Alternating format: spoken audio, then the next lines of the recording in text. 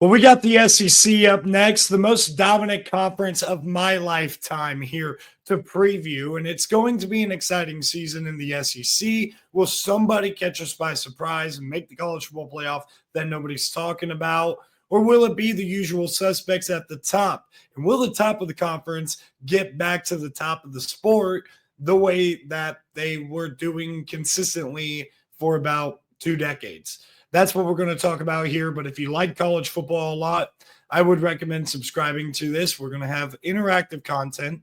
And you could also find me over here on TikTok, Basher CFB Show is all you got to look up for more interaction. And make sure you guys like the video if you like the video. It doesn't take much time. And every single like helps the algorithm to have a new person find the channel. So make sure you guys do that. All right. SEC. You know, you're talking about some of the cream of the crop of the sport, a lot of talent throughout all these teams. And we're going to do it the same way we did for the first three, right? Best offensive player, best defensive player, coach of the year prediction. And then we're going to do the standings where we do reveal the conference championship game. I'm going to give you a sleeper team and a team that's a little bit overhyped. Let's jump into it with the best offensive player in the SEC. I think there's a little bit of unknown when you're talking about the SEC players, but you got to look at the quarterback position, and there's a decent amount of them. You got DJ Lagway, who's expected to break out as a sophomore. You have Lenora Sellers, who showed inconsistency last year, but if he can piece it together, he definitely could be a contender for Offensive Player of the Year in the SEC. You got Garrett Nussmeier.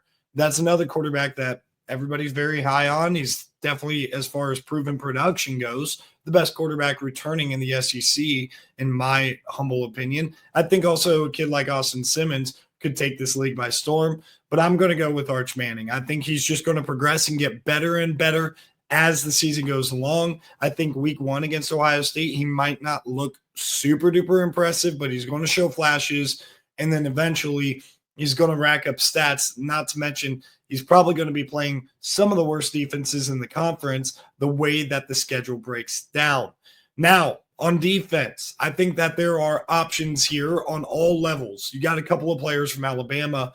LT Overton is the first one that comes to mind that I did not mention for Alabama. Deontay Lawson, linebacker over there, Damani Jackson. You got a lot of players at Alabama. That defense is absolutely loaded. I think at Georgia, my favorite player on that team is KJ Bolden. I think he could have a huge breakout year this season for the Bulldogs. And I'm also looking at Texas with a couple of guys, Anthony Hill Jr. over there, Colin Simmons. And I think for my pick, it is going to be tough to go against Texas's guys right there. I mean, they have some top-end talent.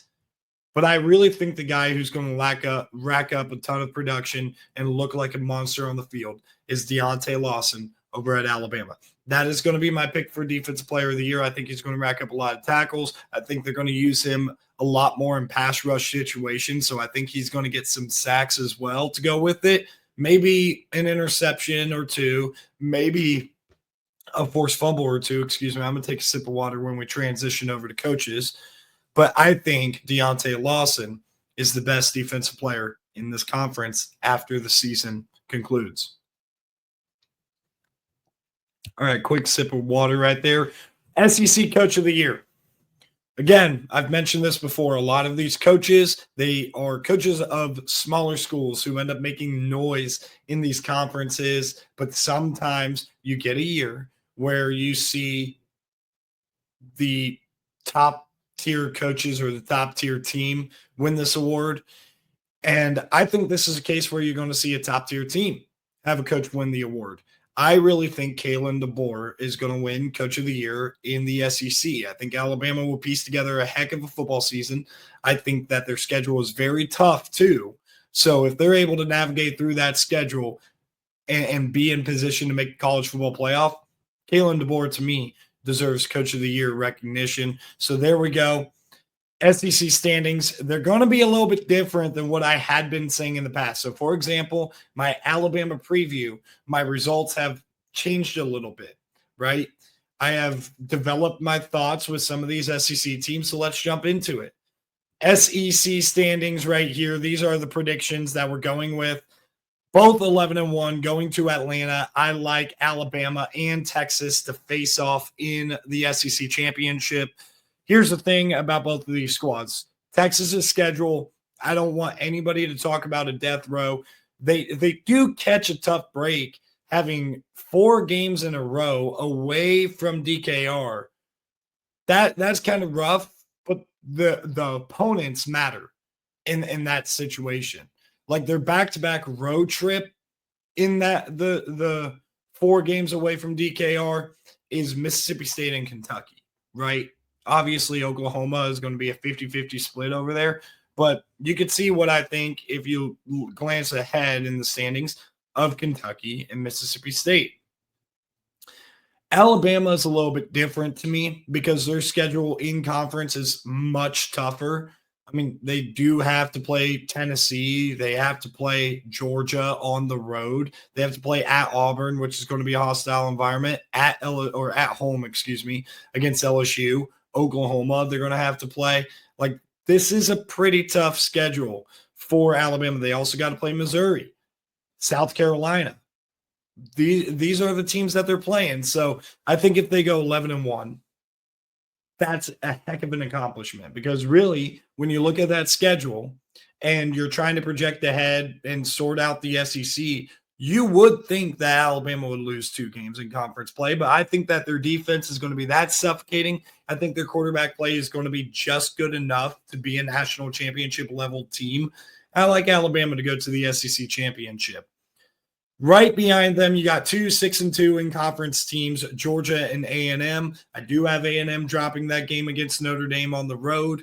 I think Notre Dame is a national championship contender, but I really think that the one to watch out for here is Oklahoma because out of those 3 9-3 teams, Oklahoma has the toughest schedule. So if they can navigate through 9-3, you are talking about a potential playoff berth. Now, obviously, that didn't work out that way last year with some of the teams like Alabama and South Carolina who did play relatively tough schedules, like Alabama's highs with the wins that they had were really good a year ago. And you had the same thing with South Carolina and Ole Miss. The highs were pretty high for those 2 teams. The lows were really low too. So what Oklahoma has to do, what Texas A&M and LSU have to do is if they end up going 9-3, obviously, they have to avoid those disastrous lows, and they got to hope that there isn't a cluster of 10-2 teams the way there was last year. I think that Oklahoma, though, is definitely going to be a fun team to watch out for because their offense should just get better and better and better, and it's going to be dependent on that O-line developing, but that defense is going to be really good. Yet again, they were really good last year. Brent Venables took over play calling, and it was a major success at Oklahoma. I think LSU also has much more potential than I'm giving them credit for. I think 11-1, an SEC championship berth, is definitely in the cards. I also gave them an out-of-conference win against Clemson, too. I found 3 SEC losses for LSU and an upset against Vanderbilt, losing to Alabama as well. So I think that this team is going to be very interesting to watch out for, and I think I had them dropping to Texas A&M too. I can't remember exactly, but LSU definitely out of those 9-3 teams has probably the highest ceiling because I think they have national championship level ceiling. It's just a matter of how does this coaching staff gel? How do these players perform in crunch time situations? That's all, and can they avoid the letdown that was that Alabama game? That's all going to be what LSU is going to be dependent on this year. Now my sleeper team is going to be Missouri. Missouri's schedule sets up very nicely for them, relatively speaking. I don't think it's as much of a cakewalk as what Texas has. I think this is probably the second best schedule, at least in the top half of the league, though. This Missouri team, they're going to be pretty solid on the defense side of the ball. I'm really liking them at all 3 levels. I think that they're very solid at all 3 levels. And I also like what they've done in the transfer portal to try to repair that offense and the production that they lost, and in particular with quarterback Brady Cook leaving and Luther Burden, those star wide receiver, leaving. They went and got Kevin Coleman Jr., an all SEC caliber wide receiver from Mississippi State. They went and got a stud true freshman from a year ago that not many people know about, and Ahmad Hardy. I mean, he took one of the worst programs in UL Monroe in all of FBS and got them to, I believe, 8 wins, 7 or 8 wins last year, being the focal point of their offense. I mean, I think they changed quarterbacks 2 or 3 times last year. They started with General Booty, ended up going to Aiden Armenta and settling with Armenta, who was solid at the end of the year, but they definitely ran their offense through Ahmad Hardy, a true freshman. He's the running back over at Missouri. I like the O-line as well. I think this Missouri team is very, very dangerous. Watch out for them. Then you got Ole Miss. I think the upside is fantastic. The only problem I have is I don't think they're as dynamic at wide receiver as they were a year ago when Trey Harris was healthy, especially. But even when you include Juice Wells into that too, I think they have a lot to prove over there. But I am sold that Austin Simmons is going to be an absolute dog at the quarterback position. I think he's going to be great. South Carolina 7-5. Again, another team that has a higher ceiling than this. They definitely do. I want to see how this defense replaces all that star power. I get they still have Dylan Stewart, but how do you replace all those draft picks? And Kyle Kennard was the one that was wrecking defenses a year ago, too, on the defensive line. So who's really going to step up to replace him? These are all question marks that I don't know if South Carolina is recruiting at a high enough clip to be able to replace. But I love Shane Beamer as a coach. I think this offense will get better throughout the year. And I also think South Carolina's schedule is very, very tough. We got more 7-5 teams, and we're going to go with my overhyped team here, Florida. Florida is definitely overhyped to me. I think DJ Lagway missing a lot of the offseason. I think he has a chance to be an absolute beast, but the amount of injury concerns that are going around here, I am definitely concerned about that going into the season. On top of that, I think that they're a little bit boosted up. I don't think their O-line is as good as what people are trying to promote it out to be. It's still good, but I don't think it's on the level of Alabama or Texas A&M in the same conference. I also think that this defense is getting a little bit too much hype, considering that they have a lot of talent, but it's all super duper young. There isn't a ton of experience back there. There was a lot of starting experience that returns from last year, and I think this defense is going to be really good. I think Florida is going to be a very tough out, but I think it's going to take some time for them to figure it out, and they're going to have some very, very important games early in the season. We'll see how it sorts out for the Gators, but right now they're my overhyped team in this conference. The next contender for that's Tennessee, but I think people are tapering off of Tennessee. I'm telling you guys right now, Joey Aguilar is not the truth at the quarterback position. I think this was definitely not the plan, not to mention I don't really know who he's throwing to as far as it's just unproven what Tennessee has at wide receiver. It's unproven what they have at tailback, and they're replacing the whole offensive line. This defense should be really good, but I could see Tennessee looking a lot like Oklahoma did a year ago. And they went 6-7. I had Tennessee 7-7. Or 7-5, excuse me. You got Vanderbilt here. I want to be super high on Vanderbilt so bad. Trying to find wins in this conference is very hard. I know a lot of people are hating on Diego Pavia, but I think that Diego Pavia swagger to him, the confidence about him, the arrogance, if you want to call it that, I think that's a good thing. And I think that's what wins Vanderbilt games because the team is going to take on the personality of the quarterback. If he's thinking that they're a national championship contender, why wouldn't the whole team think that? And you hear Clark Lee kind of preaching the same stuff just to a less confidence out there type of degree, but he's still preaching the same stuff. I think my thing is what's going to happen with Vanderbilt if they do not have the season that they want to have. If they lose a couple of games in the month by mid-October, if they lose 2 or 3 games, are they really going to be down on themselves because they're not contending for a championship? Is this going to backfire mentally when they're not going to be contending? That's my big question for them. Auburn. Oh, man. I was so high on Auburn. I was ready to say they're going to the college football playoff, and I think they have that potential. Their defense is going to be really nasty. They have talent at wide receiver. They always have talent at running back. They can play well on the offensive line. But this whole offensive mess of we're going to see 3 quarterbacks and we're going to see 3 different play callers in 3 different situations. And it's like, okay, you're losing me over here. You're losing me. I don't want to be that guy to be wrong about Auburn, putting them in the middle of the conference, because they have the potential and they have a very favorable schedule. But the issue is I think the SEC is very solid. And I think, number one, they could sleepwalk through that Friday night game at Baylor. They could 100% sleepwalk and find themselves on the losing end. And right now I have them losing that game. Then when you get to conference play, you are playing a solid team week in and week out, even if I think your schedule is more workable than a lot of other teams. This stupid crap of 3 play callers, 3 quarterbacks, they got to prove to me that they have good quarterback play, because I think the 3 quarterbacks is because Jackson Arnold is not performing very well on a consistent basis.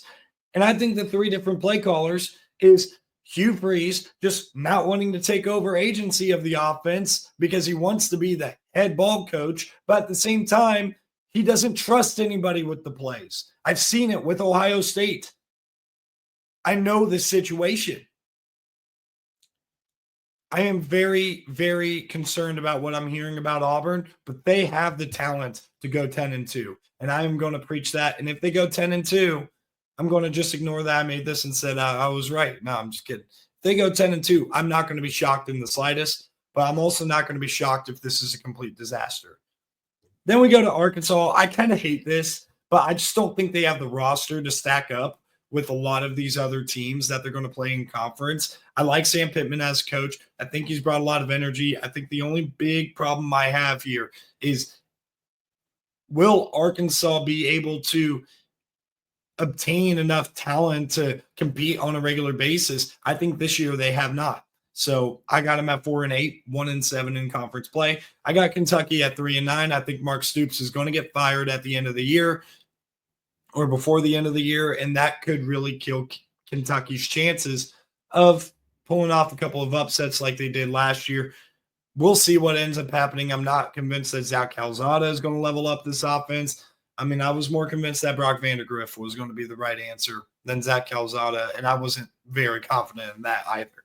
So Kentucky's an interesting situation over there. Mississippi State's a fun one, because though I have them going 0-8, their schedule is pretty tough. It's hard to find a win. I initially, before doing my deep dive into Missouri, had them beating Missouri. I think they could definitely beat Arkansas. I have them going 0-8 right now, but I wouldn't be surprised if they win 2 or 3, pop somebody. I mean, they got a lot of talent. Jeff Lebby, it was complete rebuild mode. Year 1 was a disaster. But I think this 3-9, 0-8 in conference play would feel different than last year's 0-8 in conference play. And I don't think they're getting blown out against the likes of Toledo. We're going to find out week 1 how this talent's gelling early, because they're playing Southern Miss. And to me, Southern Miss is basically Marshall from last year. So it's almost like you're playing a conference championship contender in Southern Miss in game 1. So I'm excited to watch that game, because I think that will show us a lot about what Charles Huff is able to bring over from Marshall and what Mississippi State's going to look like. So again, conference championship, we got Alabama versus Texas, which leads me into my next video that I'm going to be doing. We're going to go through all the conference championships. I'm not going to spend too much time creating graphics and stuff. I'm just straight going to put in these little bubbles each conference championship game, and I'm going to predict all 9 conference championships. So we're going to write that all down. You obviously know the 4 matchups in the Power 4. The group of 5 is going to get tackled, and we're going to have our group of 5 pick for the college football playoff ready to sort out for the playoff predictions that will come out on Friday. Thank you guys for tuning in. I really appreciate you. Make sure you guys like the video if you haven't already. I'll see you guys in the next video.